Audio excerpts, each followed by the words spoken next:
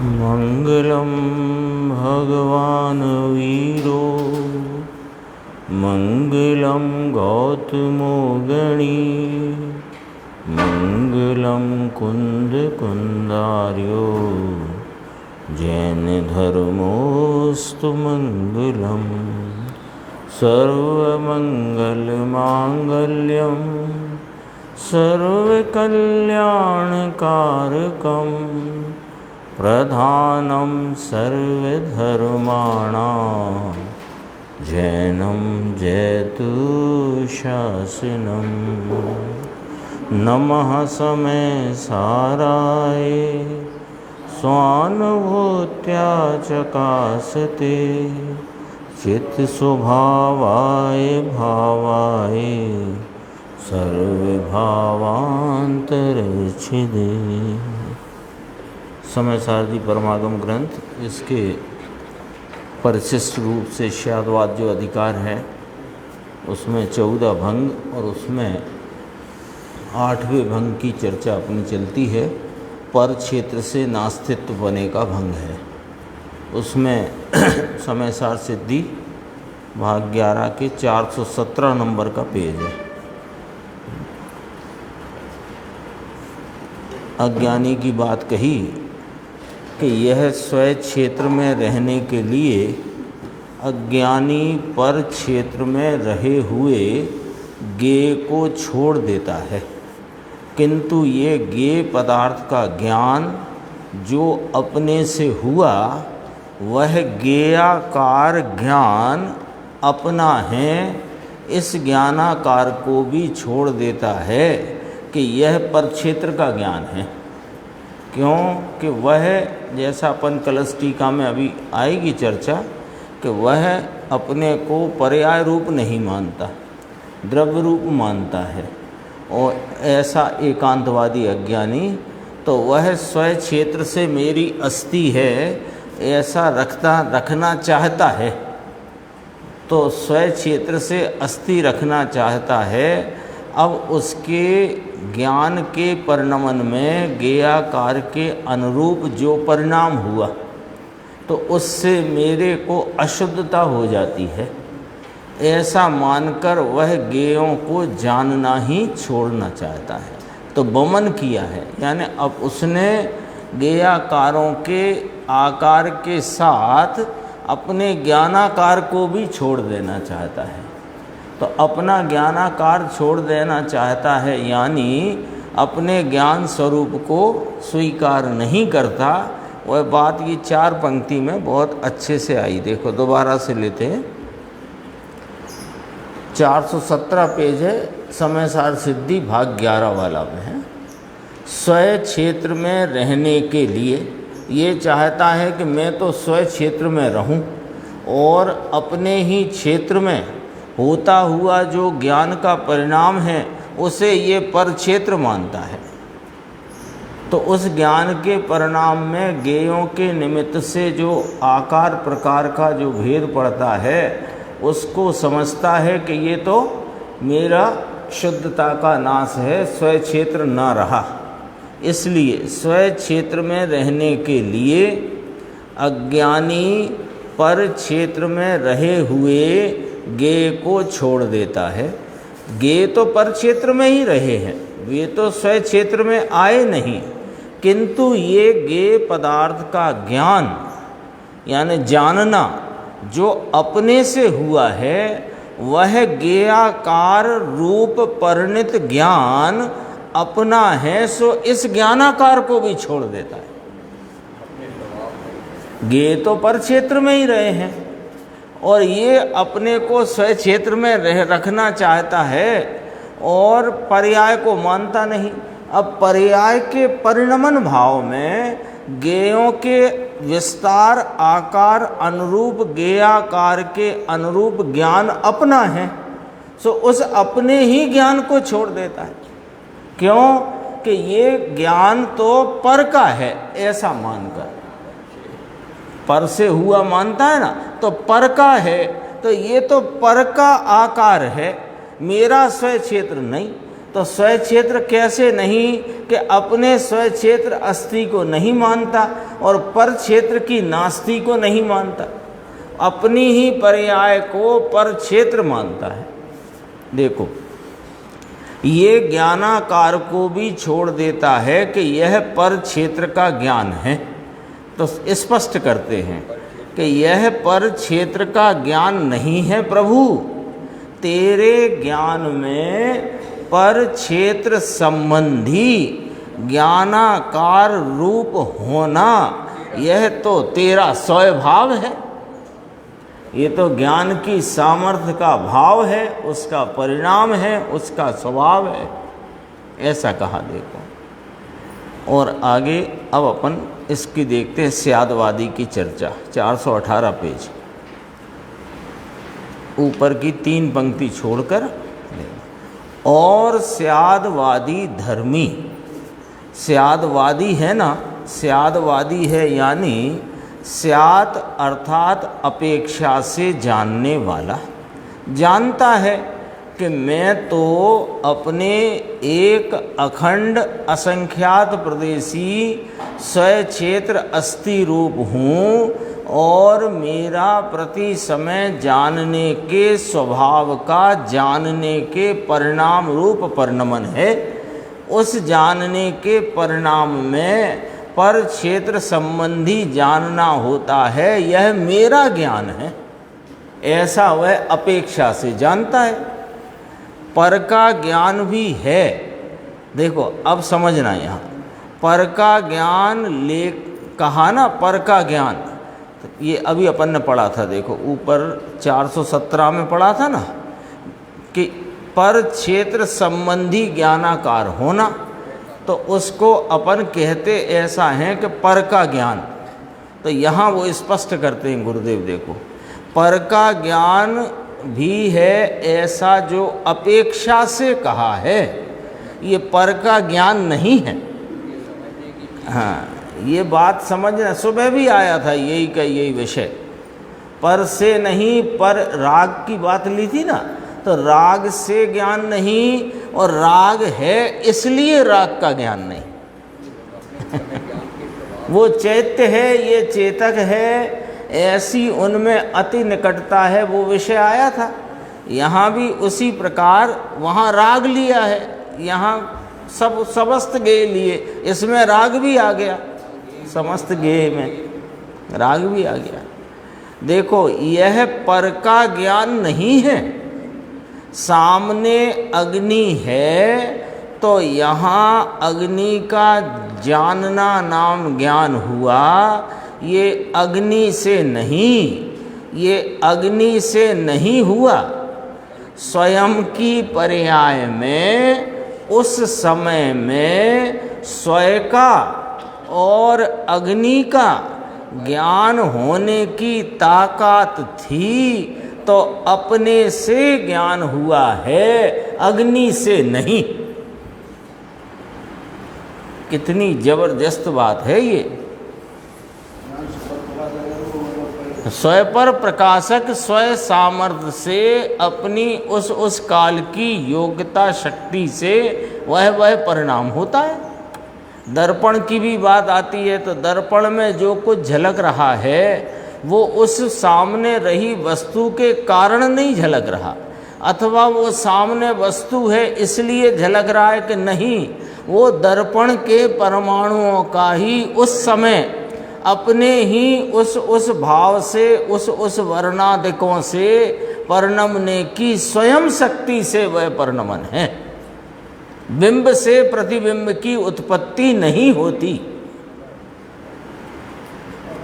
बिंब से प्रतिबिंब नहीं उत्पन्न होता, बिंब है इसलिए प्रतिबिंब उत्पन्न नहीं होता। दो बातें समझना।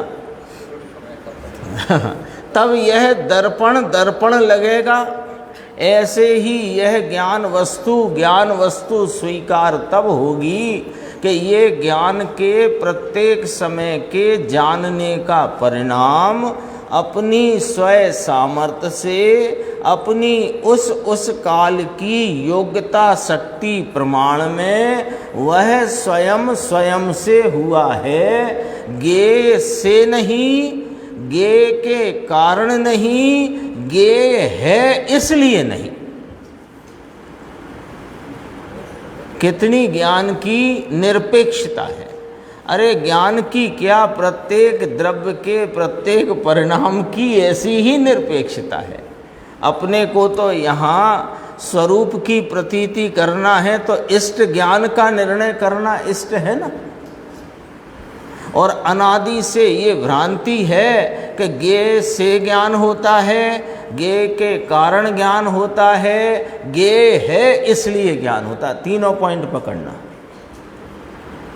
तो कहा ज्ञेय कौन है कि ज्ञेय तो निमित्त कारण है। अभी कारण की भी बात करी ना अपन ने बीच में, तो निमित्त कारण है। निमित्त कारण का अर्थ ही होता है कि उससे नहीं होता, मात्र वह उपचार से कहा गया आरोपित कारण है, कारण नहीं।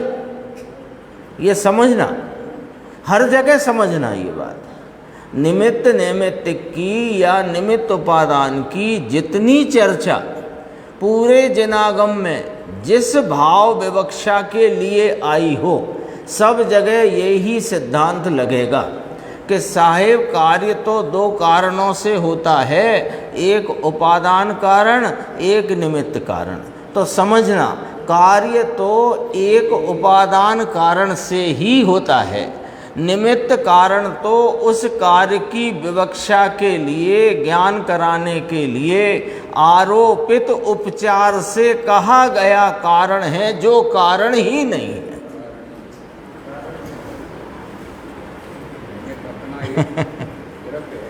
निमित्त है, अन्य द्रव्य है, उसका अपना उस समय का वर्तमान, उसकी स्वतंत्रता से, उसके स्वतंत्र षटकारक से उसका परिणमन है।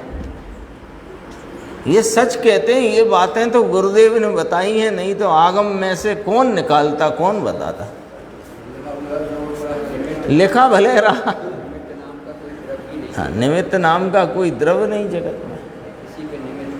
वो अब आगम शैली कहे कि निमित्त कारण उपादान कारण दो कारण से कार्य होता है, ना ना ना, कार्य एक ही कारण से होता है।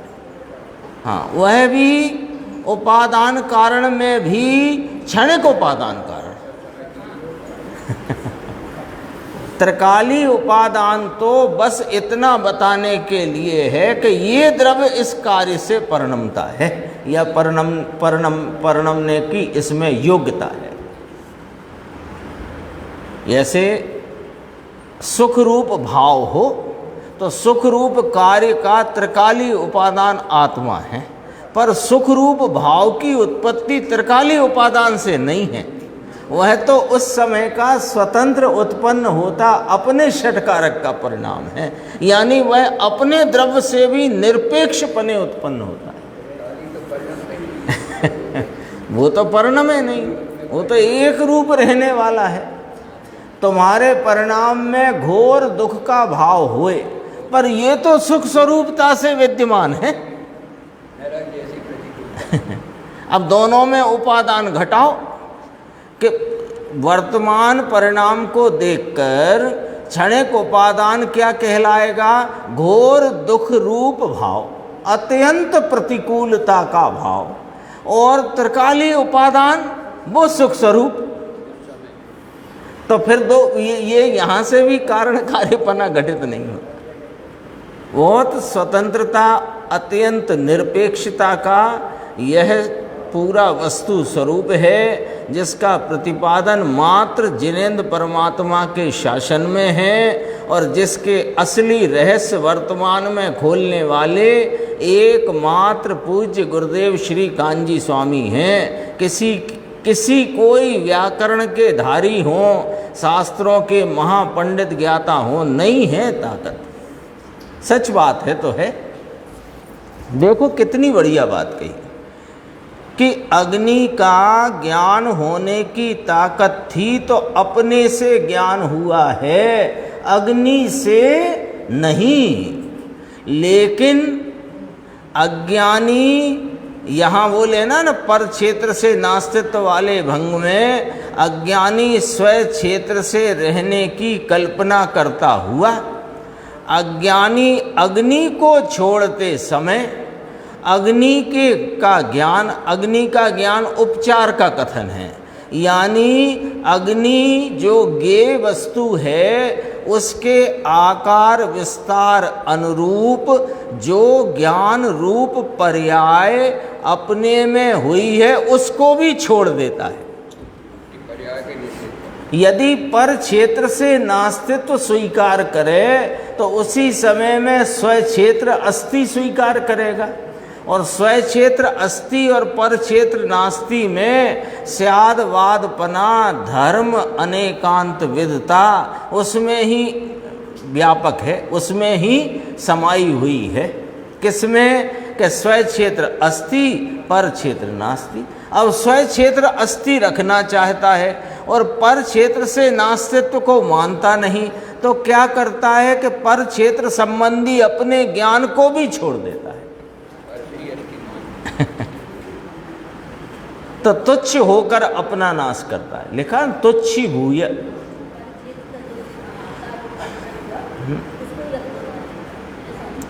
देखो क्या है शुरू से कि अपन कलश टीका में से इतना सा अंश लेते हैं, फिर अभी पढ़ेंगे उसको भी।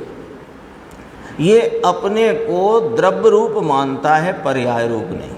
तो द्रव्य रूप मानकर स्व क्षेत्र अस्ति मान ली, अपना क्षेत्र अखंड एक अभेद है ऐसा मान लिया। अब ये देख क्या रहा है, किसी को भी दिखता क्या है, पर्याय। पर्याय नाम व्यक्तता का भाव, और व्यक्तता के भाव में क्या दिखा इसको, ज्ञेयों के आकार के अनुरूप ज्ञान की अपनी स्वयं शक्ति से उत्पन्न हुई अवस्था, पर उस अवस्था में ज्ञेयाकार रूप परिणाम है। तो ज्ञेयाकार कौन है कि पर क्षेत्र में रहे हुए ज्ञेय, उनके आकार विस्तार अनुरूप परिणमित अपना ज्ञानाकार। अब वो पर्याय को तो मानता नहीं, तो पर्याय में देखकर इतनी विविधता को देखकर उसे अपनी अखंडता डामाडोल लगती है, उसे अपना स्व क्षेत्र नजर नहीं आता। उसे तो लगता है अरे ये तो मैं पर क्षेत्र हो जाऊंगा। तो ऐसा करके वह ज्ञेयों को जानने से छोड़ता है। तो ज्ञेयों को जानने से छोड़ने के साथ ही अपने ज्ञानाकार को छोड़ देता है। ये है इसका। तो इसने क्या किया, तुच्छ भूया। और देखो लिखा है इसमें, अग्नि को छोड़ते वक्त, अग्नि को छोड़ने का क्या मतलब, अग्नि को नहीं जानूं, क्योंकि अग्नि जो पर क्षेत्र में रही है उसको जानता हूं, तो इधर जो है वह अग्नि आकार में हो जाता हूं, ज्ञानाकार ऐसा हो जाता, ये तो मानता कहाँ है। मैं अग्नि आकार हो जाता हूं तो अग्नि नहीं जानूंगा, अग्नि नहीं जानेगा तो ज्ञानाकार का भी वमन कर देता है।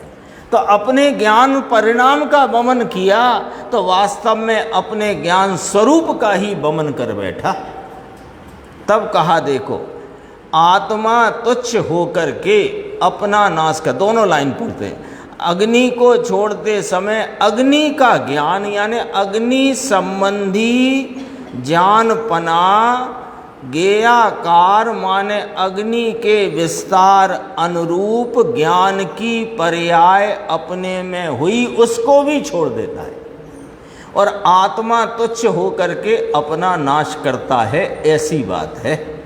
और स्यादवादी तो स्व क्षेत्र में रहता, अपने क्षेत्र में रहता। सो अपना क्षेत्र कौन सा कि असंख्य प्रदेश, देह से भिन्न, राग से भिन्न असंख्य प्रदेश। देखो भाई साहब, आई कि नहीं आई बात,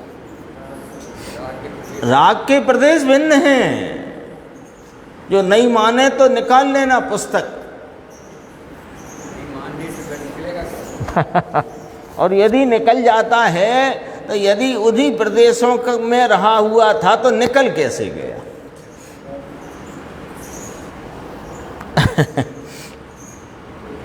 देह से भिन्न, राग से भिन्न असंख्य प्रदेश, उसमें रहता हुआ स्यादवादी धर्मी अनेकांतविद सम्यक दृष्टि ज्ञानी धर्मात्मा मोक्ष मार्गी सब शब्द लगेंगे उसको। उसमें रहता हुआ पर क्षेत्र में अपना नास्तित्व जानता हुआ, पर क्षेत्र में अपना तो नास्तित्व है, पर क्षेत्र से मैं नहीं, अरे पर क्षेत्र से मेरी पर्याय भी नहीं। चाहे तो सम्मेद शिखर होए, चाहे तो गिरनार या शत्रुंजय होए, पर क्षेत्र से तो मैं हूँ ही नहीं। मैं तो अपने असंख्य प्रदेश, देह से भिन्न, राग से भिन्न, अपने ज्ञान स्वरूप विस्तार वाला, एक रूप ज्ञान स्वरूप विस्तार वाला, उसके परिणमन में पर क्षेत्र संबंधी ज्ञान मेरे स्व क्षेत्र में होता है। तो पर क्षेत्र से नास्तित्व हो गया। दर्पण में वृक्ष की झलकन है, तो दर्पण में जो वृक्ष की झलकन है वो दर्पण के स्व क्षेत्र में है कि वह वृक्ष के क्षेत्र में है? तो दर्पण के क्षेत्र में ही है ना वो झलकन। तो ये नक्की हो गया कि वृक्ष का क्षेत्र से दर्पण के क्षेत्र की नास्ती है, और दर्पण के क्षेत्र की दर्पण से अस्थि है। तो 7वां बोल और 8वां बोल दोनों खड़े हो गए एक साथ ही। पर क्षेत्र से तो मैं हूँ ही नहीं, वहाँ सम्मेद शिखर में दर्शन किया, ये पर्याय अपनी अपने से उत्पन्न होती है। सम्मेद शिखर का दर्शन, तो सम्मेद शिखर था, वहाँ पार्श्वनाथ की टोंक सामने थी, तो पार्श्वनाथ की टोंक जानने में आई कि ना ना ऐसा है ही नहीं। यदि ऐसा मानो तो नैया एक हो, क्योंकि ज्ञान से ज्ञान ना माना, इंद्रियों से ज्ञान माना, और इंद्रियां परक्षेत्र में रही हैं, और वो जो गे है वो भी परक्षेत्र में रहा है। वह परक्षेत्र में गे रूप निमित्त, इंद्रियां रूप निमित्त भी परक्षेत्र में, ज्ञान स्व क्षेत्र में, और परक्षेत्र से नास्ती है। ये अपनी चर्चा हो गई, थोड़ी सी और है, भावार्थ में देखते हैं। 419 भावार्थ लिखा है ना, जहाँ पर क्षेत्र में रहे हुए गे पदार्थों के आकार से, यानी आकार के अनुरूप चैतन्य का आकार होता है। ये पर क्षेत्र जो है उस प्रमाण से चैतन्य में ज्ञान होता है। उनको यदि मैं अपना करूँगा, ऐसा अज्ञानी मानता है, तो मैं तो स्व क्षेत्र में रहने के स्थान पर क्षेत्र में ही व्याप जाऊँगा। क्यों कि स्व क्षेत्र अस्ति तो मानी नहीं है, और पर क्षेत्र में नास्ति मानी नहीं है, ऐसा अज्ञानी मानता है। स्पष्ट करते हैं, पर का ज्ञान करने से, मैं पर का ज्ञान करूँगा तो मैं अपने में रह नहीं सकूँगा, इसलिए पर का ज्ञान छोड़ दूँ। लेकिन भैया पर का ज्ञान, ये ज्ञान तो तेरी चीज़ है धीरू भाई, ऐसी बात है, ये ज्ञान तो तेरी चीज़ है। सम्मेद शिखर की टोंक वह पर क्षेत्र में रही हुई है, वो तेरी चीज़ नहीं है, ये तो तेरी चीज़ है। एक तो यहाँ सुनने आना मुश्किल है, यहाँ गुरुदेव कहते हैं, यानी सोनगढ़ में चलती है सभा मान लो, तो एक तो वहाँ तक सुनने आए यही मुश्किल, फिर आए तो फिर ऐसी बातें कहाँ इसमें मगज काम करता नहीं, क्योंकि पूरे दिन दुनिया का व्यापार धंधा, उधर ही बुद्धि, उधर ही बुद्धि का, बुद्धि कम किसी पे नहीं है। ऐसा कोई समझना ही नहीं कि कोई की बुद्धि कम है, सबके पास पर्याप्त है, समझने लायक है। और ये कोई बात बहुत ज़्यादा यानी टेढ़ी मेढ़ी नहीं है, सूक्ष्म है पर सीधी सीधी है, टेढ़ी मेढ़ी नहीं है। बस इतना है कि रुचि रहे तो ज़रूर समझ में आए। 420 पेज पे देखो, स्यादवादी का बहुत अच्छा संक्षेप में कथन किया है 3 पंक्ति के बाद। स्यादवादी नाम ज्ञानी तो स्वयं क्षेत्र में रहता, पर क्षेत्र में अपनी नास्तिकता जानता हुआ। मैं पर क्षेत्र से नहीं, पर क्षेत्र संबंधी मेरा ज्ञान है, तो भी मेरा ज्ञान पर क्षेत्र से नहीं। अभी अग्नि से बात समझी थी अपन ने, सामने पुस्तक है कि नहीं पूछते हैं, देखो पर क्षेत्र में अपनी नास्तिकता जानता हुआ, गे पदार्थों को छोड़ते होने पर भी ज्ञान में गे संबंधी जानना। तो भगवान जहाँ विराजते हैं और भगवान जहाँ से मोक्ष पधारे, इस क्षेत्र को ज्ञान में छोड़ने पर भी इस संबंधी अपने ज्ञान की पर्याय हुई, उसको ज्ञानी स्यादवादी छोड़ता नहीं। ये चर्चा यहाँ पूरी हुई, कल शामृत में से अपन देखते हैं।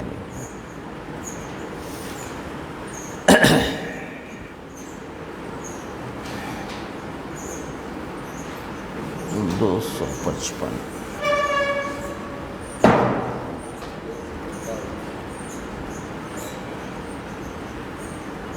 239 पेज है।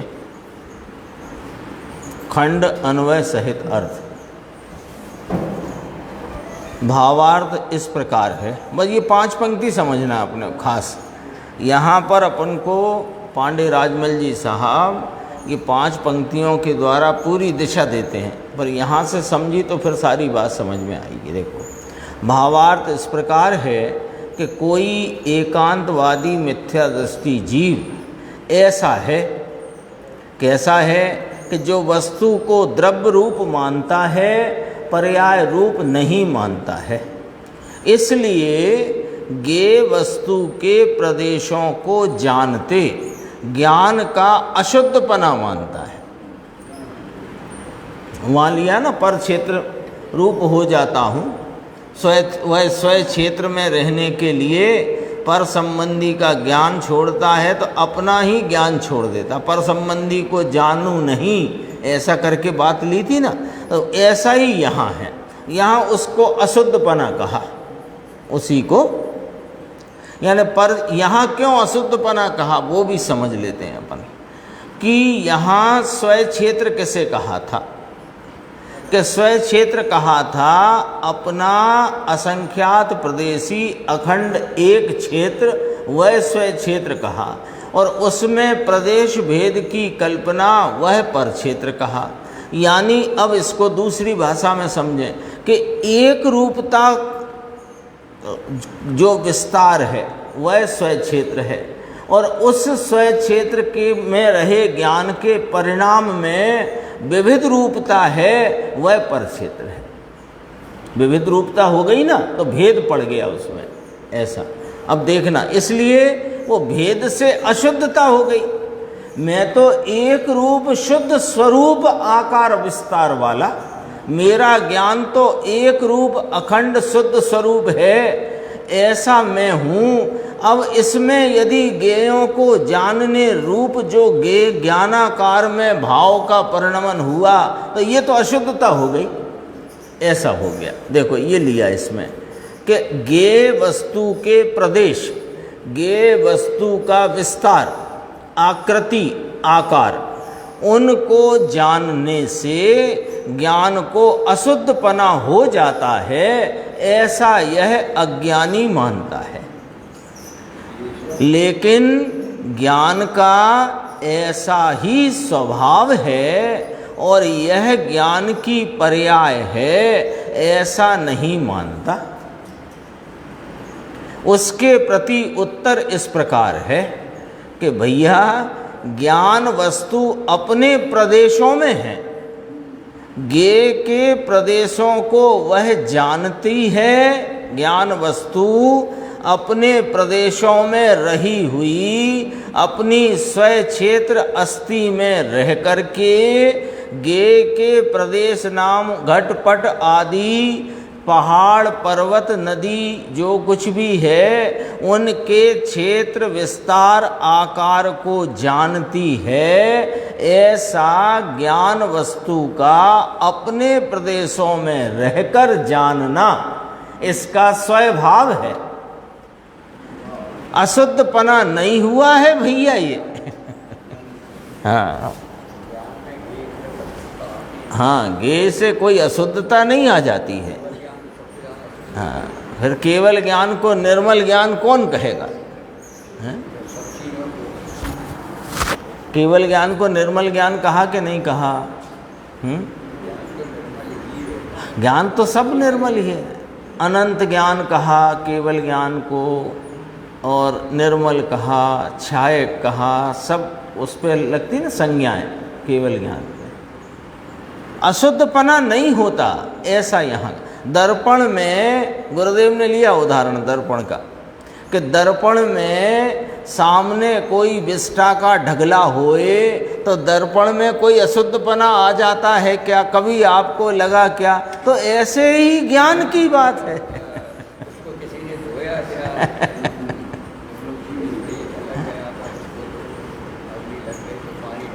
कौन डाले? क्यों? अरे ये तो दर्पण है, ये कोई अग्नि थोड़ी है। अपन जानते हैं कि नहीं? बच्चा कहे एकदम से देखना देखना आग लग गई, अरे हाँ हाँ वो तो दर्पण है, कोई अग्नि थोड़ी है, ये वहाँ होगी कहीं। विष्ठा का ढगला दिखे, लो मेरा तो दर्पण कल 2000 का खरीदा, आज तो इसकी क्या हालत हो गई। ऐसा लगा कभी? क्यों नहीं? क्योंकि दर्पण में उसके स्वक्षेत्र अस्ति पर क्षेत्र नास्ति को जानते हैं, इसलिए ऐसा मानते हैं स्यादवादी, ये ही कहते हैं। अब यहाँ से अज्ञानी की बात जो कलश में आई उसको श्लोकार्थ यहाँ पर खंड अन्वय सहित अर्थ करते हैं। देखो, पशु प्रणश्यति, पशु नाम एकांतवादी मिथ्या दृष्टि जीव, प्रणश्यति माने वस्तु मात्र साधने से भ्रष्ट है, यानी अनुभव करने के लिए भ्रष्ट है। क्यों, कैसा होकर के भ्रष्ट है? ये शैली पांडे जी की है ना। एक एक चर्चा जो आचार्य अमृतचंद्र भगवान ने कही तो उसमें प्रश्न उपस्थित करके उसका उत्तर उसी में से ही देते हैं। कैसा होकर के भ्रष्ट है? कि तुच्छी भूआ, तत्व ज्ञान से शून्य होकर के। और कैसा है? अर्थे सह चिदाकारान बमन, अर्थे सह। अब जरा समझना, ज्ञान गोचर है जो गे के प्रदेश, गे के प्रदेशों, गे के प्रदेश माने गे जो पर क्षेत्र में रहे गे पदार्थ, उनका विस्तार, उनका विस्तार, उसका नाम गे के प्रदेश। तो ज्ञान गोचर है, शब्द देखना, ज्ञान में वे गोचर हैं, आए थोड़ी हैं। गे का विस्तार यहाँ ज्ञान में आया थोड़ी है।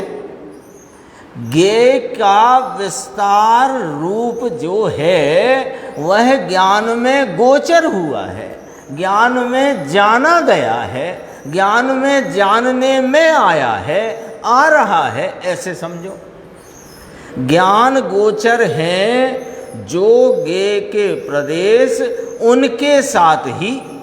अब हैं तो वे गे के प्रदेश ज्ञान गोचर, ये समझता है कि ये पर क्षेत्र में हो गया, तो कहते हैं उनके साथ ज्ञान की शक्ति का अथवा ज्ञान के प्रदेशों का मूल से वमन किया है।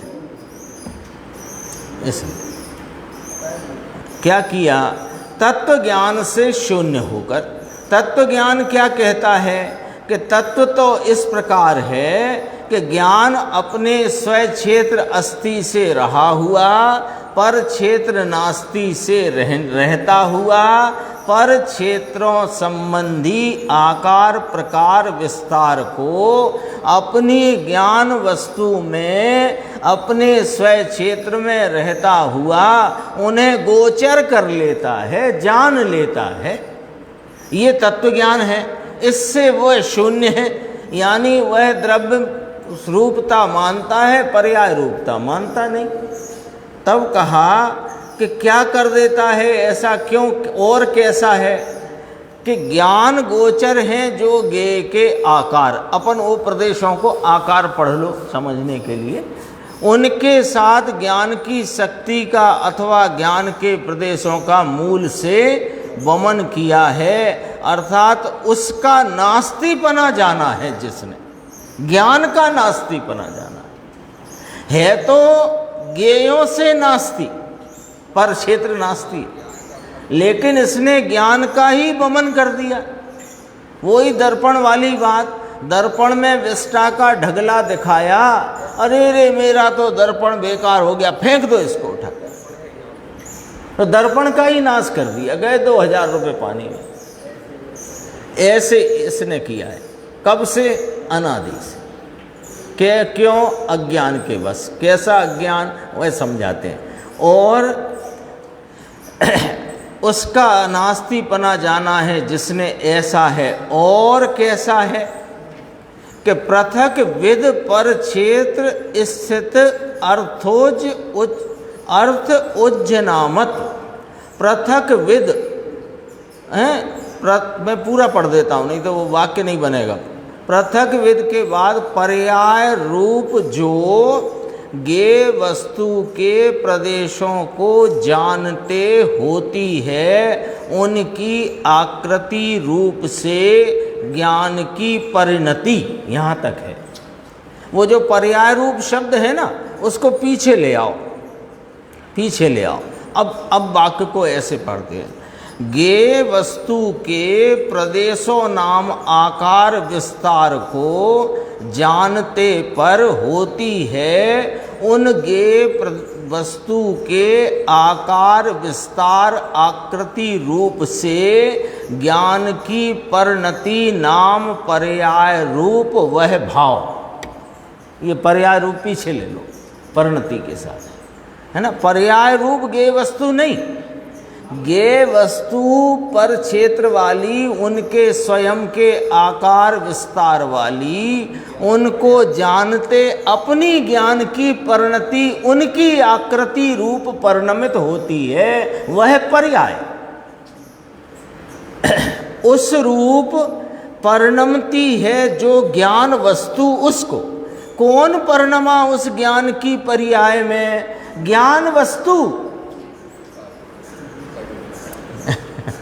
कितनी स्पष्टता की है। ये अपने को लगे कि जब वहाँ पढ़ लिया अपन ने ग्रंथ में, फिर यहाँ से क्यों पढ़ें। ये तो यहाँ कोई विशेष स्पष्टता की है पांडे जी साहब ने, बहुत मर्म निकाला है और एकदम वस्तु को ऐसा खड़ा किया है। देखो क्या गजब की बात करी है कि कौन परिणमा है कि ज्ञान वस्तु किस भाव से, कि ज्ञान पर्याय भाव से वह ज्ञान की परिणति है। ज्ञान वस्तु उस परिणति में परिणमी है। वह परिणति कैसी है कि पर क्षेत्र के आकार आकृति के अनुरूप परिणमी है ज्ञान की पर्याय, उस पर्याय में परिणमी है ज्ञान वस्तु। तो द्रव्य पर्याय दोनों मानना पड़ेंगे, ये मतलब है यहाँ कहने का। यहाँ लिया था ना, एक कोई ऐसा अज्ञानी है जो वस्तु को द्रव्य रूप मानता है, पर्याय रूप नहीं मानता है, तो उसके सामने रखी ना बात, तो उसको अब उस ज्ञान वस्तु तो परिणमी है, उस पर क्षेत्र के या ज्ञेय वस्तुओं के आकार के अनुरूप, उसको ये ऐसा ज्ञान अशुद्ध है। ये तो ऐसी बुद्धि के द्वारा वह अज्ञानी त्याग करता हुआ।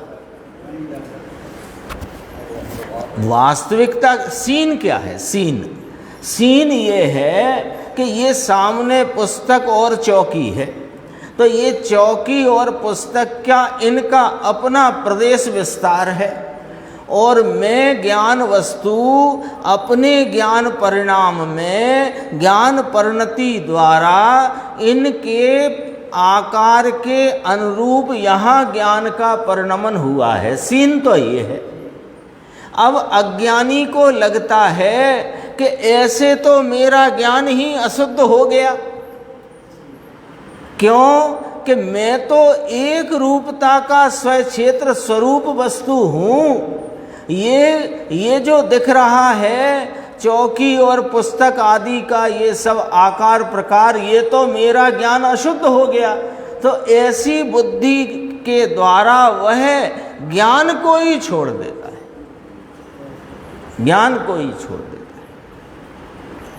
है। ऐसा है एकांतवादी। फिर पंडित जी और कहते हैं, देखो किस लिए ज्ञेय परिणत ज्ञान को हे करता है। वस्तु को ही छोड़ दिया ना, वस्तु को ही छोड़ दिया। क्यों कि उस ज्ञान, देखो वो ज्ञेयों को छोड़ना चाहता है, तो ज्ञेयों को छोड़ते ज्ञानाकार को छोड़ता है। ज्ञानाकार में परिणमी है ज्ञान वस्तु, तो ज्ञान वस्तु को ही छोड़ता है। सीन समझ लिया ना, परिदृश्य उसका क्या है। अब को ऐसे ज्ञेय परिणित ज्ञान यानी ज्ञेयों की आकृति रूप परिणमित ज्ञान को हे क्यों करता है कि स्वय क्षेत्र स्थित है। स्वय क्षेत्र माने ज्ञान के चैतन्य प्रदेश की स्थिरता के लिए। मेरे को तो एक रूपता स्थिरता चैतन्य की इष्ट है। मैं तो चैतन्य स्वरूप हूँ, एक रूप हूँ, अखंड हूँ, अभेद हूँ। मेरे को तो यही इष्ट है, यही चाहिए। इसमें ये जानना हुआ तो ये तो अशुद्धता हो गई, ये नहीं चलेगी मेरे को। तो पहला शब्द था तत्व ज्ञान से शून्य होकर के। आगे देखो क्या कहा, भावार्थ इस प्रकार है। ये पूरी चर्चा आई ना, उसका 1.5 पंक्ति का भावार्थ ऐसा है कि ज्ञान वस्तु ज्ञेय के प्रदेशों के जानपने से रहित होए तो शुद्ध होए, ऐसा मानता है वह एकांतवादी मिथ्या दृष्टि जीव। वह क्या मानता है कि ये ज्ञान ज्ञेय के प्रदेशों का जानपना ना होए तो मेरा ज्ञान एक रूपता से रहे। हाँ, तो ये इनके चक्कर में मेरे ज्ञान में एक रूपता मेरी खंडित होती है, नाम अशुद्धपना आ जाता है। ये अशुद्धता मेरे को नहीं चलेगी, मैं तो शुद्ध रहना चाहता